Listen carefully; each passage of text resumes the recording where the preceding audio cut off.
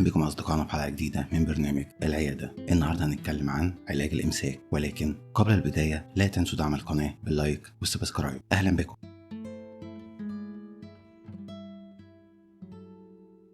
عمري 30 سنة وأعاني من إمساك مزمن منذ أسبوع، وأشعر أن بطني أصبحت كالحجر. فهل هناك وصفة طبيعية سريعة لعلاج الإمساك المزمن؟ والإجابة هي نعم. هناك بعض الوصفات الطبيعية التي من شأنها التخفيف من شدة الإمساك لديك، ومن ضمنها أولا الزنجبيل، حيث يقلل الزنجبيل من الضغط الواقع على الأمعاء السفلية، كما يساعد في تسهيل عملية التبرز من خلال مضغ قطعة صغيرة نيئة من الزنجبيل أو نقع القليل منه في ماء ساخن وشربه وهو دافئ. ثانيا الليمون، حيث يحتوي الليمون على فيتامين سي بالإضافة إلى الألياف القابلة للذوبان في الماء، بحيث يساعدك في التخلص من الإمساك عن طريق إضافة القليل من عصير الليمون الطازج إلى الماء الدافئ وشربه في الصباح الباكر. كما أنصحك باستشارة الطبيب المختص في حال استمر الإمساك لديك مع أعراض تحجر البطن، وأنصحك بإجراء تعديلات على نمط حياتك، والتي تتضمن التالي: أولا تناول المزيد من الأطعمة المحتوية على الألياف، ومن ضمنها الحبوب الكاملة والفواكه والخضروات والبقوليات. ثانيا مارس الرياضة بانتظام، خاصة تمارين عضلات البطن، فهي تحسن من عملية الهضم الصحي لديك. وأخيرا أكثر من شرب السوائل ولا سيما الماء، وتجنب تناول منتجات الألبان.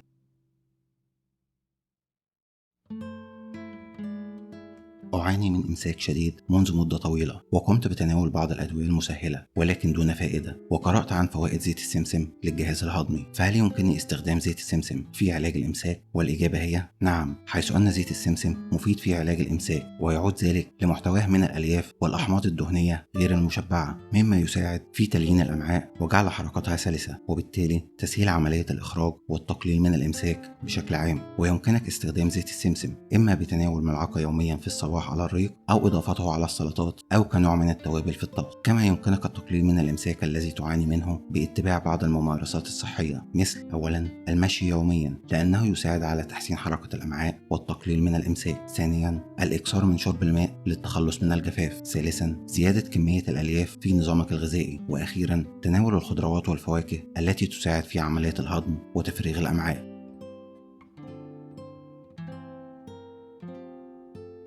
يعاني ابني من الإمساك المستمر منذ مدة طويلة، وعلى الرغم من زياراتنا للأطباء فلم نستفيد، وأريد معرفة إن كان يمكنني علاج حالة الإمساك باستعمال ورق الورد الأحمر. والإجابة هي نعم، يمكنك استخدام أوراق الورد الأحمر لعلاج الإمساك. فبحسب الدراسات فإن شاي الورد يزيد من إنتاج الصفراء ويسهل عملية الهضم، كما أنه غني بالألياف، مما يجعله يساعد في التخلص من الإمساك خلال أيام. وبما أن طفلك يعاني من إمساك مستمر ولفترات طويلة، فعليك مراجعة طبيب مختص لتحديد السبب في ذلك، وما إن كان هناك مشكلة صحية يعاني منها طفلك تسبب الإمساك المستمر لديه. وإليك بعض التغييرات والتعديلات في نمط حياة طفلك ونظامه الغذائي ستساعد في حل هذه المشكلة، ومنها أولا الإكثار من تناول الألياف. ثانيا شرب كميات كبيرة من الماء. ثالثا ممارسة الرياضة لمساعدة عضلات الجهاز الهضمي على الحركة والعمل بشكل أفضل. وأخيرا تناول الطعام الصحي والابتعاد عن الوجبات السريعة والأغذية المصنعة والأطعمة المليئة بالدهون المشبعة والسكريات والبهارات. وقد تساعد هذه الممارسات في علاج طفلك،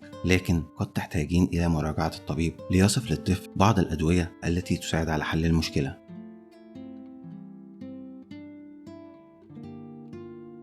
أنا شخص مصاب بإمساك شديد منذ مدة، وأتلقى علاجات عديدة دون فائدة. فهل إذا قمت بشرب عصير التفاح يمكن أن يساعد؟ والإجابة هي نعم، قد يساعد عصير التفاح في علاج الإمساك، وذلك لفوائده المتعددة في تحسين حركة الطعام في القناة الهضمية، ليحتويه على عناصر غذائية تساهم في تخفيف الإمساك كالألياف والماء وسكر الفركتوز، حيث يحتوي 100 جرام من عصير التفاح الطبيعي على ما يقارب 2 من 10 جرام من الألياف. ولتقليل مشكلة الإمساك لديك احرص أيضا على اتباع النصائح التالية: أولا قم بشرب كمية وفيرة من المياه. ثانيا مارس الرياضة بشكل دوري. ثالثا أكثر من الأطعمة التي تحتوي على البروبيوتيك مثل الزبادي. وأخيرا تناول الفواكه المجففة مثل الزبيب والمشمش المجفف. وختاما أنصحك بضرورة مراجعة الطبيب لتحديد سبب الإمساك لديك وإعطائك العلاجات الطبية المناسبة، خاصة إن ترافق الإمساك مع ألم شديد لا يحتمل في منطقة البطن.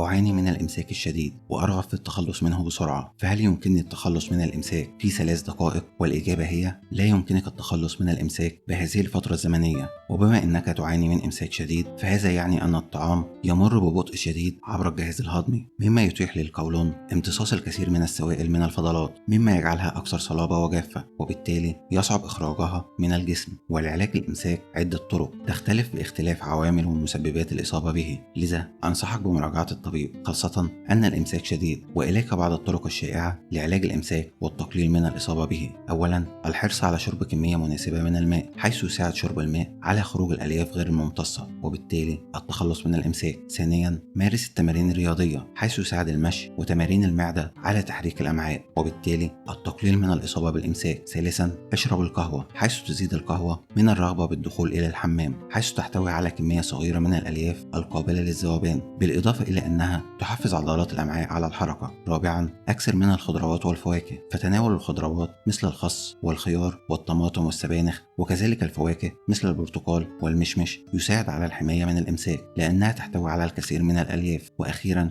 غير عاداتك غير الصحية وتجنب تأجيل الدخول إلى الحمام، واذهب فورا عند الشعور بالحاجة للإخراج.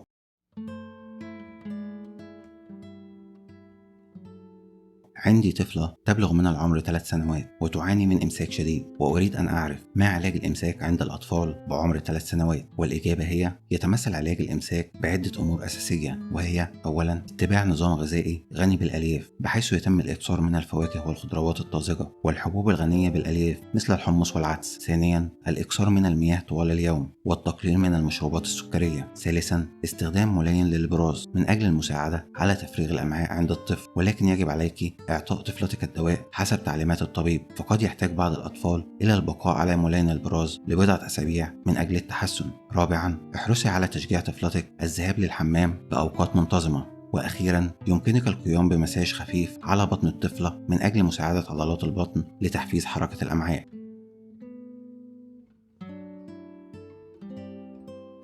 أعاني من الإمساك لفترات طويلة، ونصحتني عمتي بشرب عصير البرتقال للتخلص من الإمساك، فهل يساعد عصير البرتقال في التخلص من الإمساك؟ والإجابة هي نعم، قد يساعدك عصير البرتقال في التخلص من الإمساك، وذلك لأن عصير البرتقال غني بالألياف التي تساعد في تحفيز الحركة الدودية للأمعاء، وبالتالي تساعد في تسهيل حركة الأمعاء، وخصوصا إذا قمت بتناول عصير البرتقال مع اللب. وإليك طرق تحضير عصير البرتقال للتخفيف من مشكلة الإمساك. أولا، عصير البرتقال مع زيت الزيتون، فقط عليك إضافة ملعقة من زيت الزيتون إلى كوب من عصير البرتقال ثم قومي بشربه. كما يمكنك إضافة زيت الخروع بدلا من زيت الزيتون للوصول إلى نفس النتيجة. ثانيا، عصير البرتقال مع عصير البرقوق، وذلك عن طريق خلط نصف كأس من عصير البرقوق مع نصف كأس من عصير البرتقال وتناولهما معا، وذلك لأن عصير البرقوق غني بالألياف ويعمل على تليين البراز وتسهيل خروجه.